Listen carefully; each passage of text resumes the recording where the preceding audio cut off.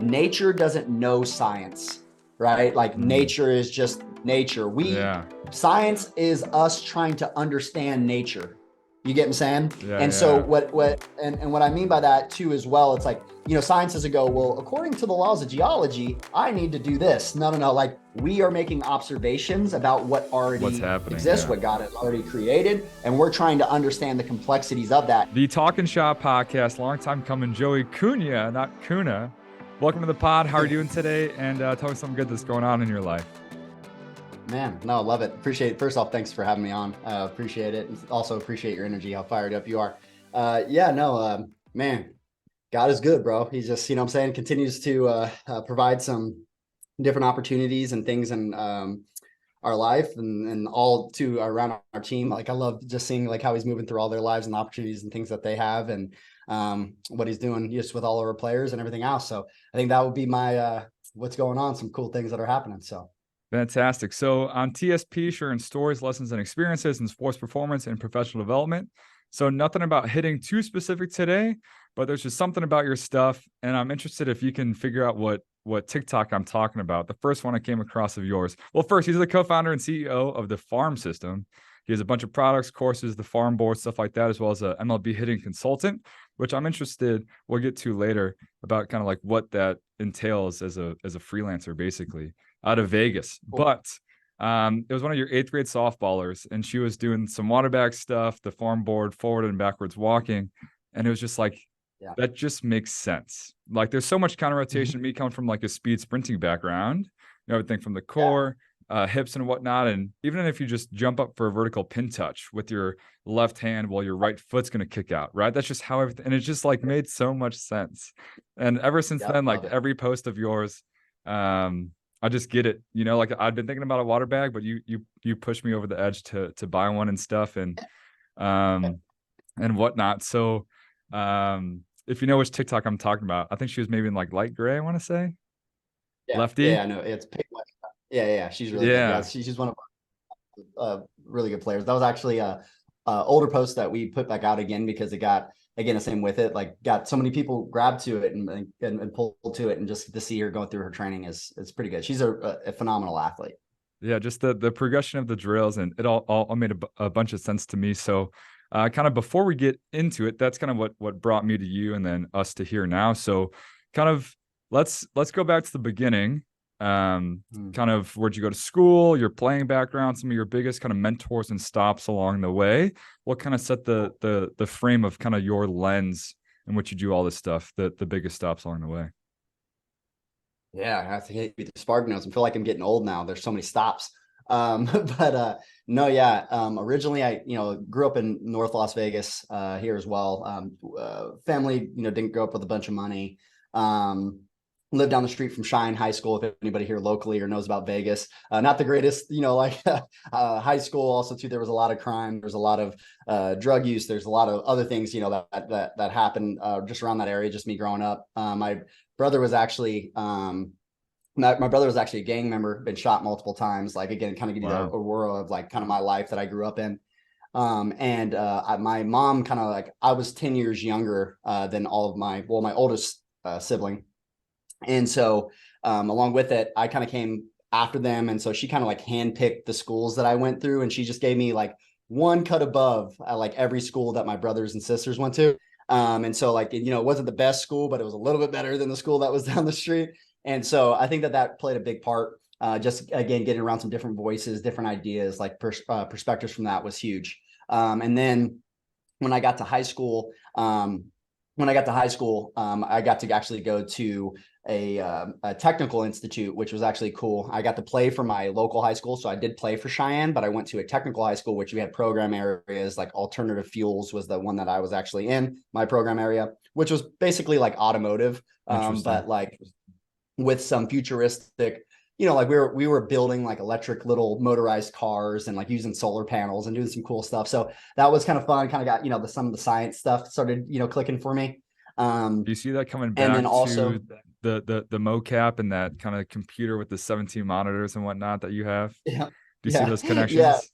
Yeah. So like science was definitely a big part of my life. Just like growing up, I was always really interested in science.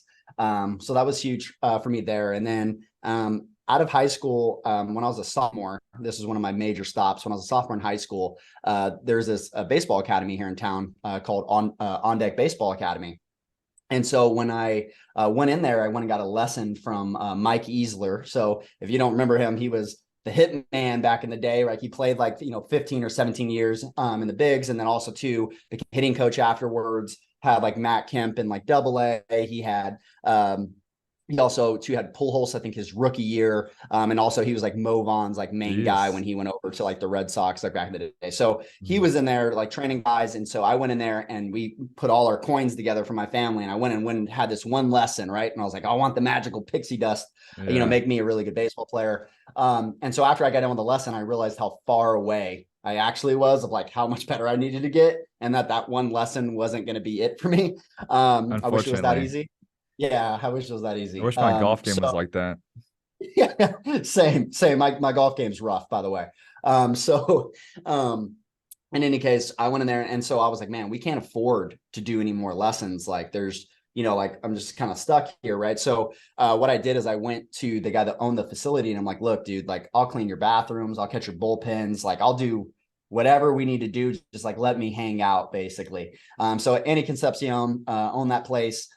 He actually ended up, his niece is actually my best friend. I met her there. She's actually my director of ops now. She's in a couple offices away from me right now. And so that's how we originally met, and we've had a friendship ever since then. But with that as well, that was a major piece of my life, because that led me into just getting around a bunch of pro guys, getting in that atmosphere, how they thought, how they process information, what made them really high performers. And so that really, that helped me a lot. And also, the high school I was zoned for, their college going to, I guess you would say, not graduation rate, but the rate at which those kids would go to college. I don't know the exact, title for that, but in any case, it was like only like, I think it was something like 7% or something like that. Wow. And then my prep school, the tech academy that I went to, that one was like 70%. Like everybody went. So it was like dramatically different, right? And so no one in my family had ever gone to college, graduated, all those other things too. So I was the first one in my family to do that. I was scared, didn't know how I'd get money for this. I didn't think I could afford it, all these things. And so I got to be around a lot of people and a lot of other parents that could kind of educate me on that process. So I ended up going to, wasn't recruited, wasn't very good, like had to work for everything basically the whole way. I, at the academy, was hitting there one day in front of these junior college coaches from California. They liked me, like, hey, do you want to come play for us? But you got to pay to come play. And I'm like, yeah, like, because, California JUCOs. So I went up there, ended up playing there for 3 years because I broke my hand one year, had to have surgery. Was there, College of the Siskiyous, for 3 years. It's up in Weed, California, about 45 minutes from Oregon. I mean, like super Northern California. Like we're like basically Oregon, right? So I'm like really up there. I went from Vegas, millions and millions of people, to a town that had less than 3,000 people when college was in session. So it was shock. Like, culture shock dramatically. Also too, just a big transition in the world at that time. Baseball as well. We went from having those old, Besser bats, like to go the BB core. I have one in my trunk right now. Yeah, man. Those BB core bats the first year were just awful, if you don't remember. And then I just went from Vegas where everybody was throwing. Well, as a PO, it was good for me, but yeah, I get you. Yeah, no, for sure. It was terrible. The first year of hitting in college. And then also like the air was dense because it's just, again, like the air was too fresh out there, too many trees. We're right next to a national forest. The center field came to a point. It was like 420 something feet for like a homer to center field. Jeez. It was tough. And then, but anyways, my third year, I got recruited to go play at the University of Arkansas at Pine Bluff. So it's mid-major D1. That was always my dream to play Division I. So I debated between that and some high-level D2s that were kind of talking to me, and the coach got me, and he was like, man, he's like, I thought you were a D1 athlete. That's why I was recruiting you. And I'm like, you're right. I am a D1 athlete. So like, if you say so. If you say so. So went there. We got hit with some NCAA regulations for our football team where they banned us from playoffs, and they also too, and we were back-to-back conference champs. So it was like, that was tough. And then they banned us from playoffs. And then they cut all of our scholarships. So we all transferred. Then I transferred from there I transferred from there over to Sterling College, which is the NAIA that was ranked in the like 20th at the time in the nation. We ended up finishing 5th that year, went to the World Series. It was a great experience. Adrian Dinkle and those guys over there. Coach James over at Pine Bluff, want to give him also a shout too. Great guy.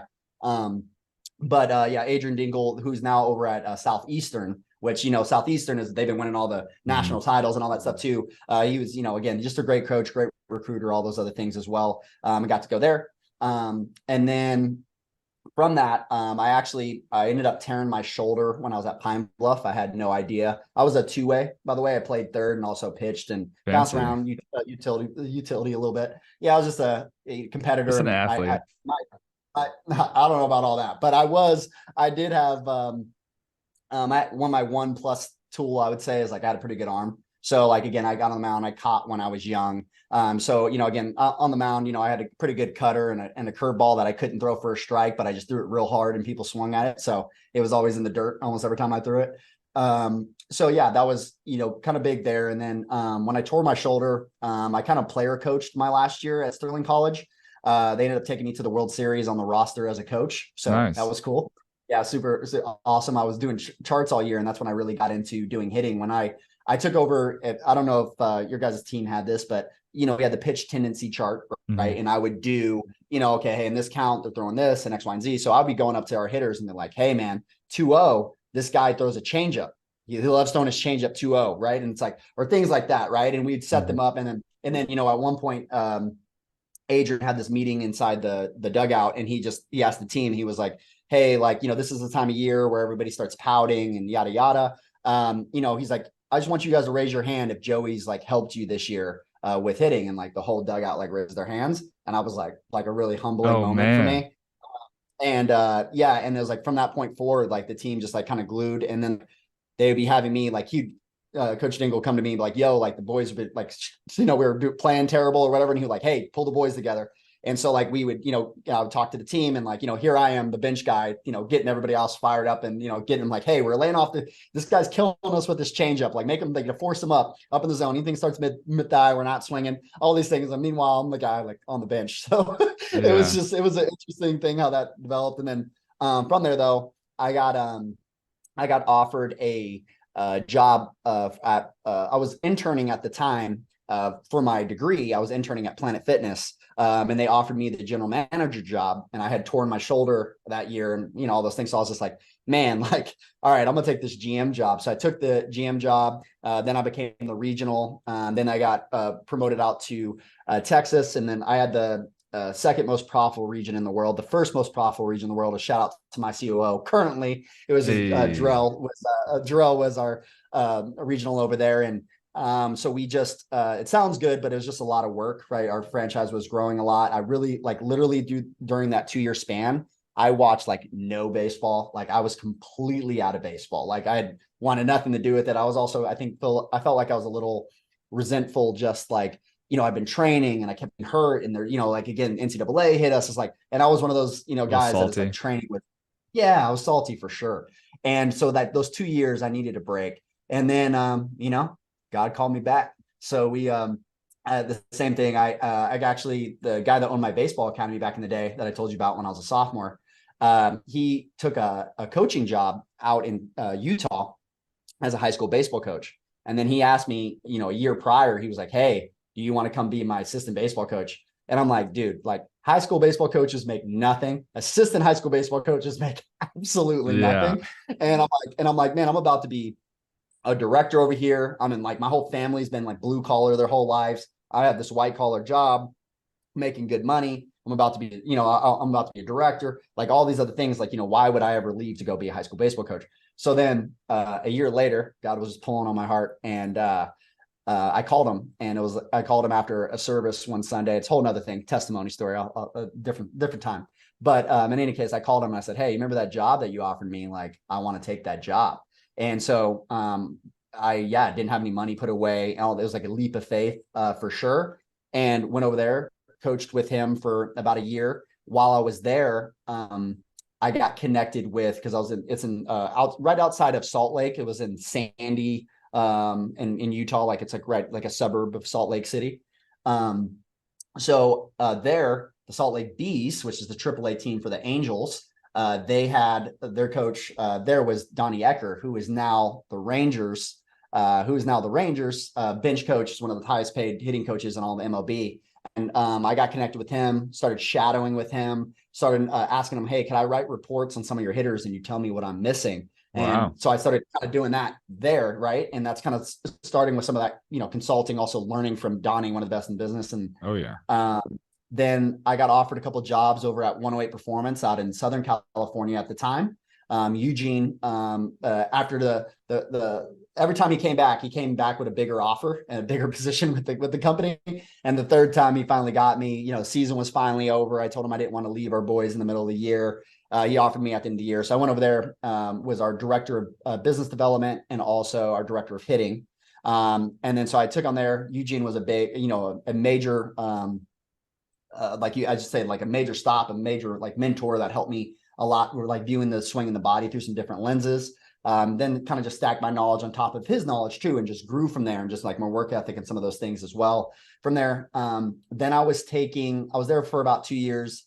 I was interviewing for some hitting coordinator jobs inside the MLB. And Justin Stone, the Cubs director of hitting, circled back with me because he had interviewed me as a hitting coordinator for a hitting coordinator role. And he said, hey man, like the organization decided that, this year I'm actually going to play dual role. I'm going to be the director of hitting and I'm also going to be the hitting coordinator. And next year we're going to bring in a hitting coordinator. But, with that being said, like I want to hire you at our facility because he has a bunch of facilities out in Chicago that the Cubs pay to consult for the Cubs. And so anyways, he was like, hey, I want you to come on and consult for the Cubs, where again, with our drafts, with our trades, with our, players that are struggling, right? Like you work in those areas. And also to be the director of hitting at our facility. We currently don't have one, and then the next year I want to bring you in as our hitting coordinator. That's cool. The following year. So, and then also, yeah, he doubled my salary from 108. So I'm like, all right, well, like, say I'm out of less. here, man. Yeah. So no, I got 108 like 4 months. I kind of prepared them for me to leave. We hired some other people. The month that I went to go leave, COVID hit. And so my whole family's from Vegas. I was about to move across the country. I hadn't lived home in 10 years, basically, since I left for college.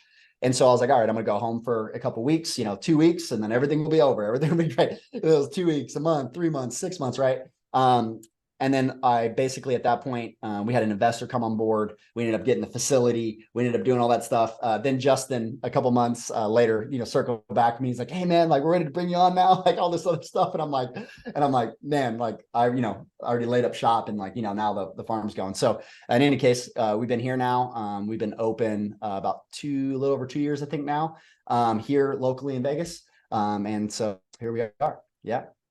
Very, very cool. So there's three things that stuck out to me that I want to briefly touch on, and then we'll get into it. So I think the first thing is that people come back. And that's one of those things where it's like, if you told me that, I don't know, 5 years ago, I just roll my eyes, but like you truly, truly never know. And the story I always have is like freshman orientation, for whatever reason, I chose like the hard teacher for like exercise science 101. It was like the easy one, Dr. Mayhew, and the hard one, Dr. Bird. And I just took Dr. Bird every chance I could. And long story short, that was full ride TCU 4 years later, and then et cetera, et cetera. But people always come back. Next is all you need is an opportunity, and big time players make big time plays. I'll leave it at that. And then last is you just got to put yourself out there, like you just asking for more work and more opportunities. And that was me with TCU Beach. I had class with the GA strength coach, and I was like, hey, I could probably do 2 teams because I was chatting with Zach Dakin. I was doing some things with football and baseball. And then for whatever reason, she took me up on my offer and was like, yeah, let's meet with the coaches. I already talked to them. Let's meet next week. And then I was like traveling with the team, did my thesis, got it published, just because for whatever reason, I just like put that out there.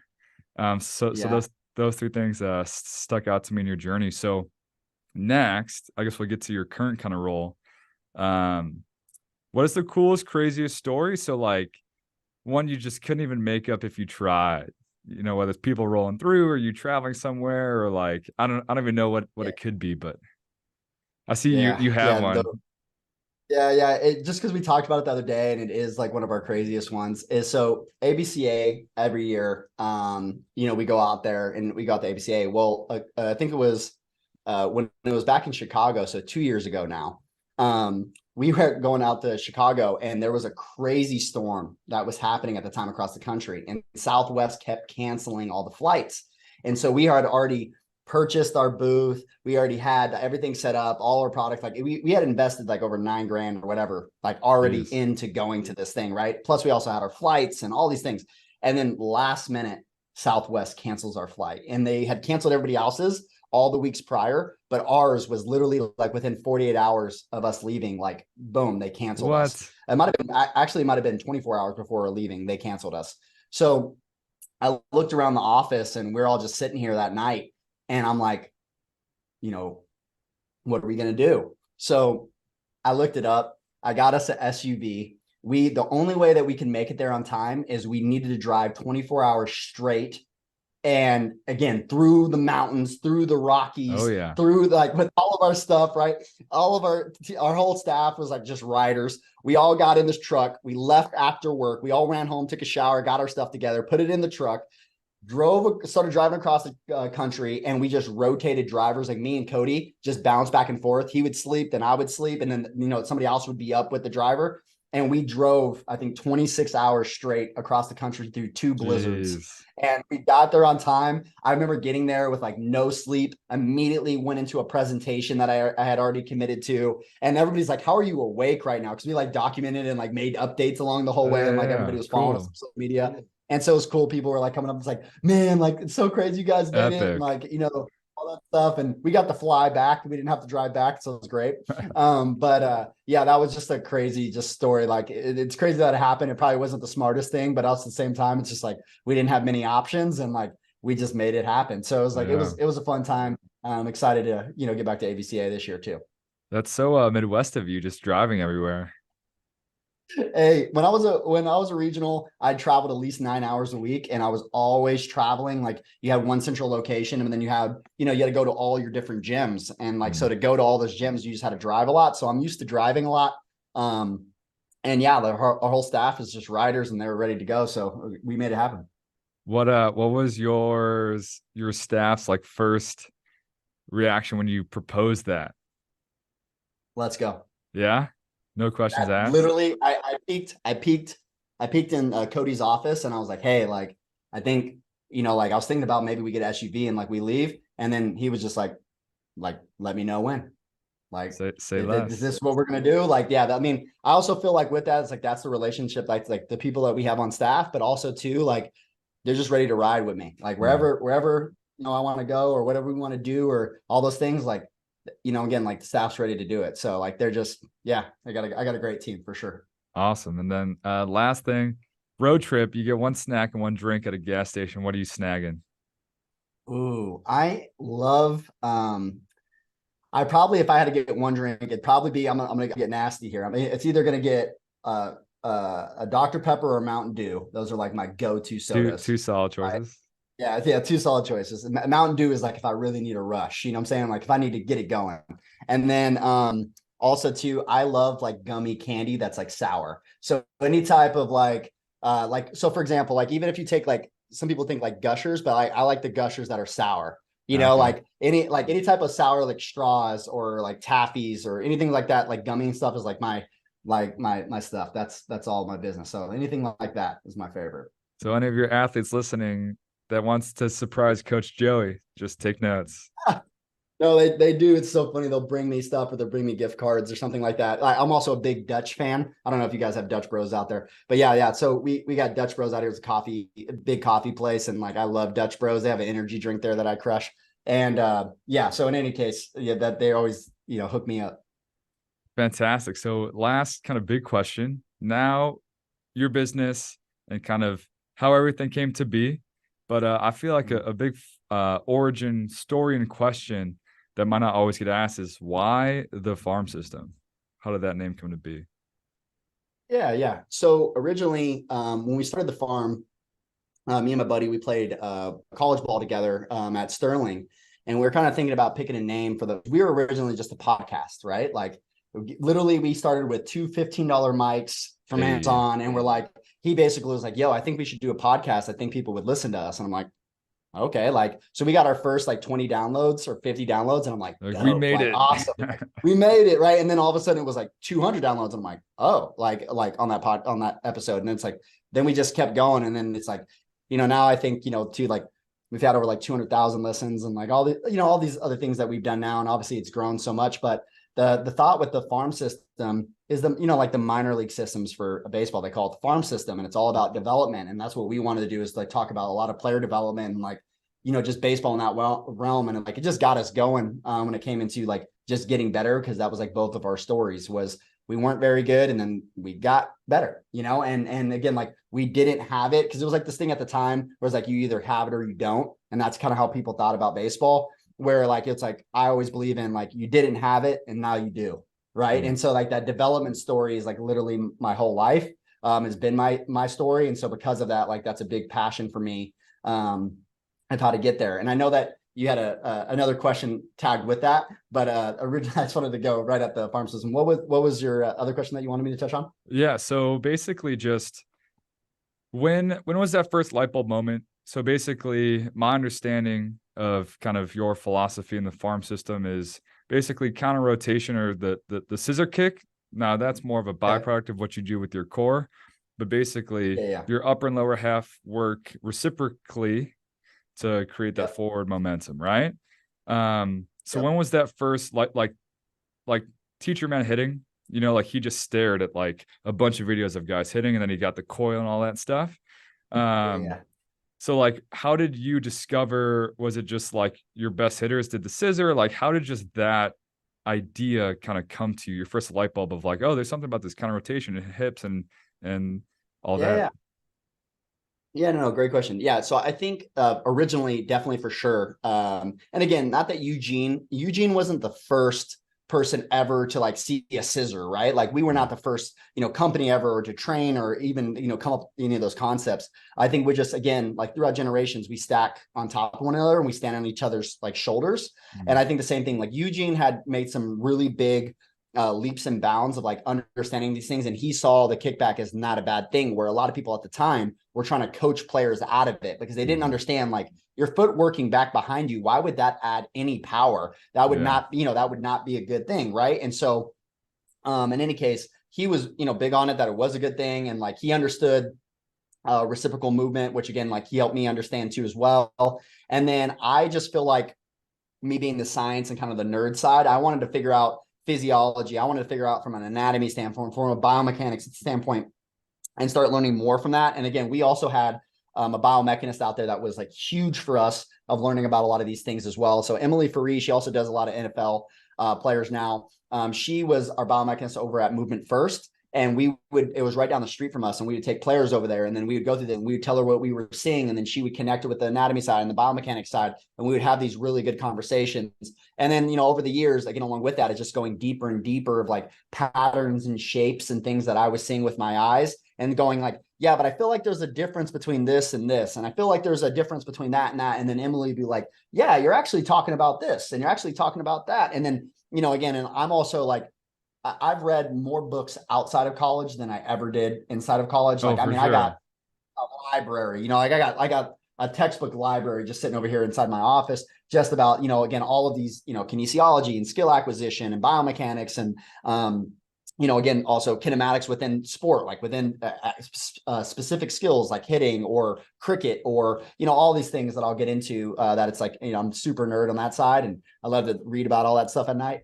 And so, yeah, that's a big thing for me. And then as we went like deeper and deeper, and then we started getting force plates, and we have all these things like in-house, our ability to measure kinematics ourselves. We didn't have to go to, a lab. I can just do these things in real time players. And also too, most biomechanics labs are set up to not for hitting. They're, like it's like golf or gait analysis, or, again, you're not supposed to be hitting a moving ball that's flying through the air, hitting it against, a $500,000 system that, you could break, or, you're inside of a PT facility, kind of like, where it was set up in most labs.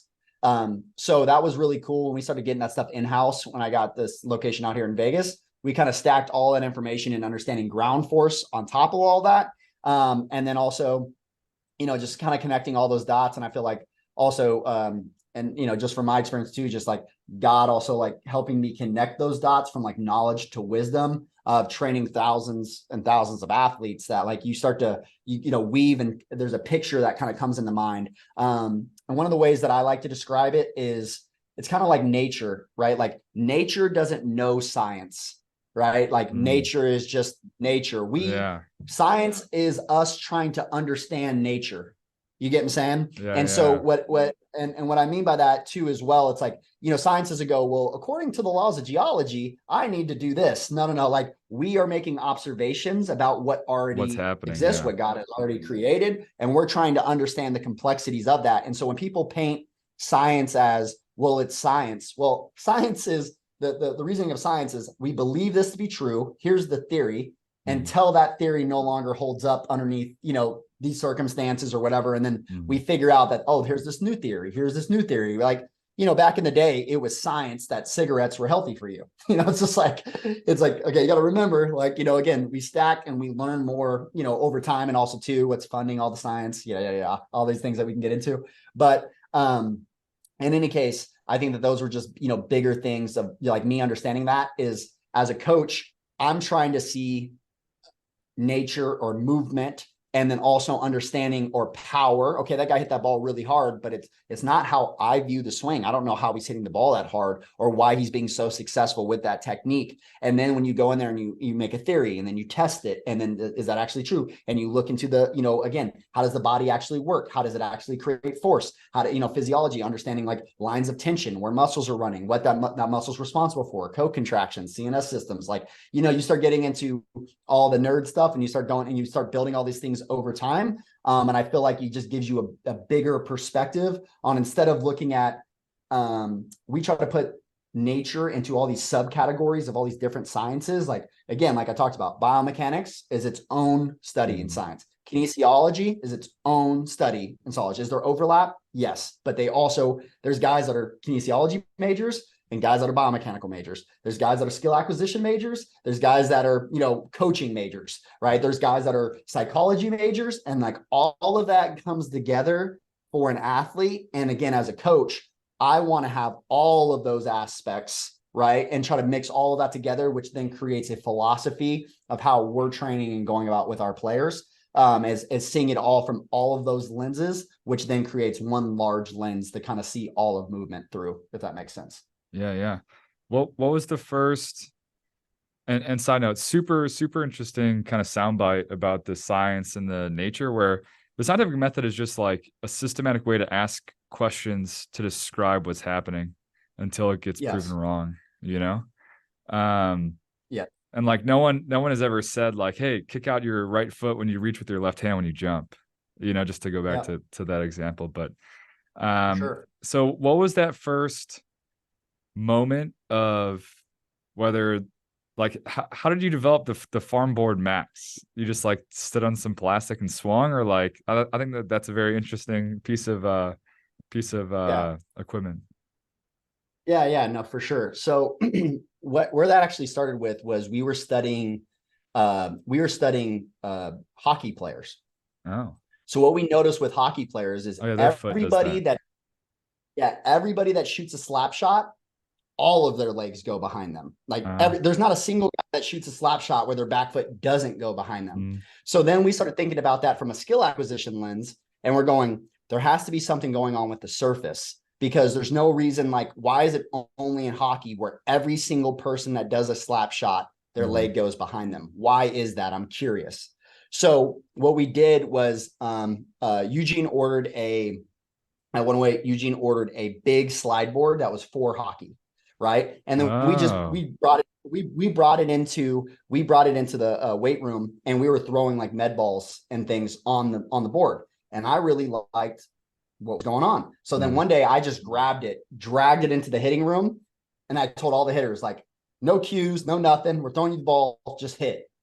Right. And then all of a sudden, every single one of them, bow, bow, bow, bow. Like the same move was happening every time. The moves were so clean. Everything was amazing, right? And I'm like, okay, at the time, I didn't understand with the depth why it was working, like we talked about, right? I had theories, and I'm just like, okay. So So then we went down the route. It's like, okay, but this big slide board is like hundreds of dollars. I think it was like $300. I'm like, it's way out of price range for everybody. Also too, like, who's going to hit on these slide boards? Like, they're not going to like risk that much money, even though we see crazy amount of benefits from it. Right. So then it started with, before the Max, it started with, we call them the OG farm boards now, like the little small individual farm boards. And so what happened was I was actually going to Home Depot looking at different materials. This is funny because it was years ago. I was looking at all these different plastics because certain plastics were way too slippery. Like, it was too much, right? It actually made the main focus on like being balanced, not dying, and like not moving. Yeah, right. Not dying.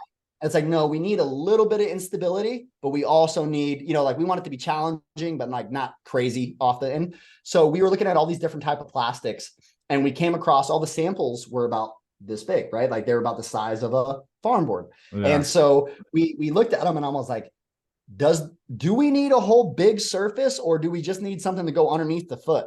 And then boom, that started that idea. Right. And then it was, and then that we started doing like the individual boards. And then actually this last year when we came out with the Farm Board Max, what happened was I was training a pro guy, and I was like explaining to him, when I was understanding ground force more, and I was looking at our force plate data and what our best hitters were doing and what our other players were not doing. And we were looking at those. It was like, man, like you got to have that feeling of screwing. Like, if you could take the whole ground and screw the ground back to the catcher, right, as you're rotating, like, that's the feel I want you to have.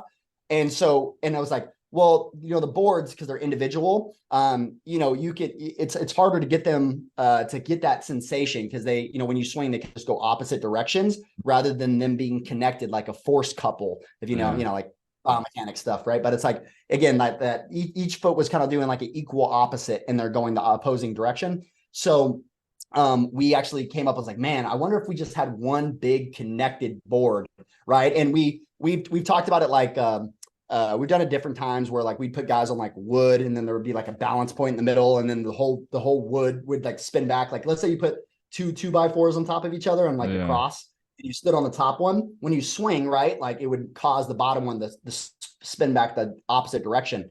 And so then birth came to the Max. We ordered a couple the ones to test.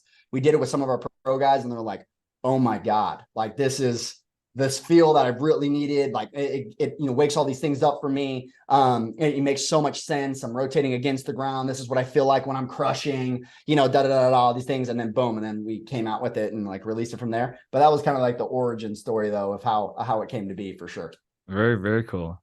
And then who was the first athlete, whether it was 13-year-old little Johnny or whether it was a pro guy, that like went from like zero to hero, like the first kind of biggest transformation story?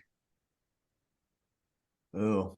I feel like the one that's like really big right now is, I would say, we had Paul Skenes. So we had Paul Skenes at 108. When he first came in, people don't know this, but he's he's a really good hitter. Like, he's nasty. So we got him. He was there at 108 before I got there. He was like, came in like when he was in 8th grade, and he shot up, like grew a foot, was super skinny, like no weight on him. Like, he just like, this kid, and he's a catcher at the time. And, he just matured and kind of grew into his frame a little bit more. And, Paul was there every single day, right? That like every day we were open, we had a membership. It wasn't like lessons. Like, he came in every single day. He would hit, he would work out, catch bullpens for a lot of these guys. And so we developed like hitting wise, like every once in a while I'll post a video of him hitting, just like remind people. I'm like, he hit at Air Force, and he was a good hitter at Air Force. Then he went to LSU, hit for them during the fall, but then, pitching, he was so over the top. But I think this is funny though, is I remember the day he walked in the other room and was like, hey, I think I want to, like, our team needs a pitcher. Like, I think I want to pitch. Right. And he did it when he was younger, but like, he hadn't thrown a long time, and he had a really good arm behind the plate. So he jumps on the mound first day, hasn't really pitched, jumps on the mound and throws 92. It's like, all right, like a high school, like junior, I think he was at the time. And it's like, oh, like, all right, like, you could throw a little bit. And so, in the very beginning, it was like, he had like a 2-pitch mix. He would like spot start, some of those other things too. But then like, hitting wise, like, again, like he got recruited because he was a catcher that could stroke. And so pitching was kind of just like a plus. And then all of a sudden, you know, obviously you get up throwing 99 and, you know, plus and all that stuff. It's a different story. But yeah, like Paul was literally this little skinny, like, you know, like wasn't like, was very uncoordinated, was, you know, just his body grew dramatically. And then, you know, now obviously being like #1 pick and all the things, and also too, just like phenomenal, like great family, like just captain mentality. Like he was the captain of our facility. Like it just on the same note of that, like that's definitely, you know, a kid that was just like, wow. Like, you know, again, like those, you know, those talents like that don't happen very often. So I feel like I can't not talk about him, you know? Yeah, it's interesting. Like, does the player make the coach, or does the coach make the player? Like, some guys are Mhm. just born to just be studs, you know? Yeah, for But sure. Yeah. No, so you know, I think definitely with, you know, him there as well, right? Like, um, you know, I think the biggest things is, as well as like you said, is like he had a lot of that mentality stuff and a lot of those things going as well. But yeah, I mean, the kid works really hard. I think if anything, like majority of that is all his working, and like, yeah, like we guided him and we put him, you know, on a really good path and all those things too. But also too, to be honest with you, he put more time, from my opinion, he put so much time into hitting. Right. We did, you know, like even with it, I'm like almost sad sometimes. I'm like, why don't you get the hit, man? Like, we put so much time into him hitting and his movement quality and all that stuff from the hitting side. And pitching like really took off. But at the same time, along with that, like, it's just funny, like, you know, the mindset that he had from hitting and like all the work he did, I think applying that over into pitching, you know, get along with it, and like good for him. And, you know, again, text him all the time and just tell him, you know, how proud I am of him and all those things. But yeah, no, a phenomenal kid. very cool. Last question. I guess this will be a little X's and O's, but just while Yeah. I have you here, as I was a PO, I won't say what I topped out at, but how Yeah. much do you think? So I see the connection to sprinting, because obviously the hips and the shoulders kind of rotate and whatnot. Yeah. How much of the hitting development with Paul do you think transferred to his ability to rotate and throw? Slash, do you have any thing for pitchers? Do you think like there's value in the farm boards, the forwards, backwards walking? Like, where's the connection? Because there's truth to everything, you know? Yep. And then what you do is in the middle, right? There's extremes and there's truth and there's connection. So how Yep. much of what you do, long story short, whether it's Paul or in general, do you think kind of the farm philosophy can apply to pitching? Yeah, no, I think the big thing where people, I think school does the opposite. I think this is, I'm a little hot take for you. All I right, think I'm ready. school teaches it backwards. And this is what I think the problem is. When you go to school for strength and conditioning or PT, they teach it sub anatomical like pieces, like, oh, my bicep, my tricep, my this, that, right? Again, great. We break things into pieces like we do nature so that we could better understand nature. But the problem is a lot of times we don't put it all back It's an together again, ecosystem. right? Yeah, it's an ecosystem. And so from my perspective, because I did go to school for exercise science. I did take some of these classes in skill acquisition and all these things, but my big education came from outside of school. And what I mean by that is I learned to see patterns, shapes, and like what I now understand is fascial slings, movement happening from, you know, again, those lenses, and then go into, oh, there's a problem inside of that sling or that movement. Now I go isolate that joint. Now I go and look at how, you know, what's causing this, and that. So I kind of start the opposite way of like, you know, I think that's why a lot of PTs are so led astray, in my opinion, and why they, again, will have multiple reoccurring issues is like, let's say someone tears their knee, they go local to the knee and they're like, okay, let's get the hamstring and the quad. And, you know, again, let's work the back knee and do all the soft tissue stuff. But meanwhile, the reason they tore their knee really was their hip. And so like, if you don't understand, and also their movements and what's causing all that stress on the knee and like all those things, like, yes, the knee was the, you know, like what snapped, right? But it's because it had too much, there's not enough stability in the pelvis, right? There's not enough stability in that fascial sling, that global sling that's happening. So like, I don't know how much into like fascial slings and all this stuff, and also audience wise for you, but like, you know, for the same thing there, it's like, think of these massive, you know, rubber bands running across your body and circling around your body in different ways. And, you know, basically if we move certain ways all the time, those fascial slings get tighter, or they have more laxity, or, like, let's say when you grow, it's like a plastic bag. Take a plastic bag and you start stretching it, right? It gets really thin, and yes, it's pliable, but at the same time, it's not very strong. And so like when we go through these growth spurts and things like that, right, our connective tissue gets really stretched. But again, it's also not very strong. And so like, that's where, we need time for that to catch back up, and it helps us with our coordination and helps them with all of our movements. So where I think the crossover is, like you talked about, from hitting to pitching, is that those movements and also those slings and all the work that we're doing is going to strengthen those slings and that connective tissue across our body, because we're doing these repetitive movements over and over and over again with med balls and water bags and, weight, and doing it in the weight room too. And then that was a cool part, is when I was at 108, we had a pitching side, hitting side, and also strength. We called it strength and performance. And so we had those three things. And in every room, we were working towards the same things. It's like the same problems they had on the pitching side were what we were seeing on the hitting side. The same problems that we were seeing in hitting, they were also having in the weight room, right? Like, so for example, let's say it's like a hip shift, right? Like, that like every time he goes to a stride or anything, he collapses his back hip. Well, guess what? In the hitting side, when he picks his front leg off the ground, his hips collapse. When he goes on the pitching side, as soon as he picks his leg up, his hips collapse. He goes in the weight room and he goes to squat, he's hip shifting to his, like, all these things are happening all the way around, because like that's how their body's put together. So again, along with that, like understanding that, of like seeing things from like a global perspective and a movement perspective, is like, I think like a large part, is it different movements? Like, is pitching hitting? No, but body, where you need to be strong, and also too, how you, some of the sequencing, and also too, along with it, like your decel, like the rubber bands also help us decelerate, right? Like all those connective tissue, all that stuff all works in concert together to like, make movement happen. So to say that there'd be no crossover would be crazy, but also to say that it's 100% crossover would also be crazy. So, but I think more than not, there is, yes, a lot of it crosses over. And that's why even too, when people ask,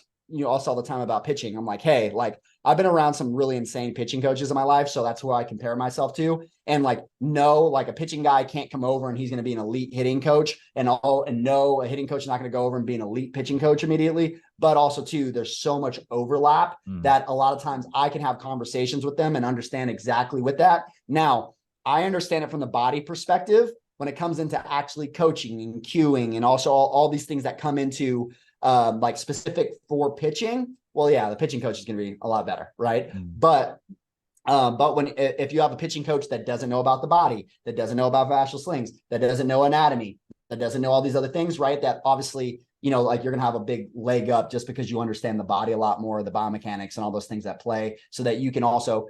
And then also the last thing I would say is the coaching from one side to the other. Coaching in itself is a skill, right? Your ability to connect with athletes, your ability to create buy-in, your ability for them to trust you, your ability, again, also to cue, your ability to understand how they're seeing movement in their head, and then helping them see it a different way, and also getting to the root cause of like what their intention is within that movement, and helping them get to where they want to go. That crosses over from side to side, or no matter what I'm doing. I could be at a Bible study, or I could be, or I could be in there coaching a player. At the end of the day, like if you go into coaching, like a lot of that overlaps and like is super important.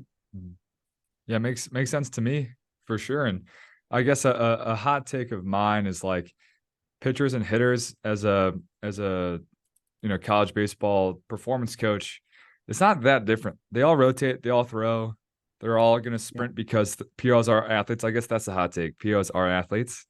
But it's like, it's the same muscle, same movements ish, just different implements, different amounts during practice and stuff. So it all makes sense to me, kind of just building the base, the rotation base through all of the hitting stuff, and then just applied to pitching. So it makes sense to me. Yeah.